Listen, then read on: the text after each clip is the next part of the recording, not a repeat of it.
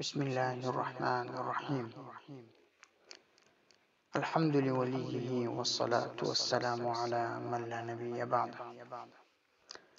أما بعد، فقد قال الله تبارك وتعالى في كلامه المجيد والفرقان الحميد: إن في خلق السماوات والأرض واختلاف الليل والنهار.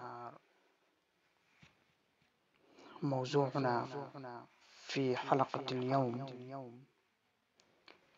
التفكر في خلق الله تعالى.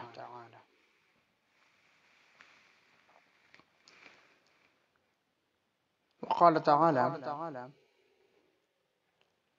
إن في خلق السماوات والأرض.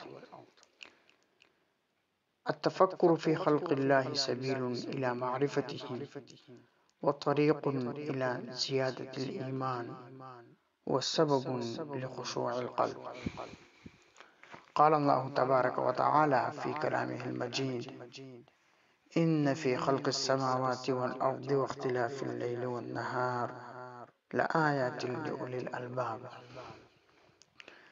الذين يذكرون الله قياما وقعودا وعلى جنوبهم ويتفكرون في خلق السماوات والأرض ربنا ما خلقت هذا باطلا سبحانك فقنا عذاب النار. وقال النبي صلى الله عليه وسلم: تفكروا في خلق الله ولا تفكروا في الله.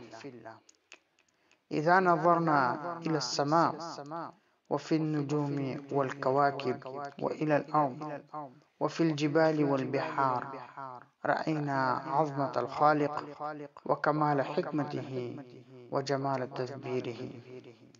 فالقلب الذي يتفكر يزداد إيمانا ويخشع لربه ويعرف حقيقة الحياة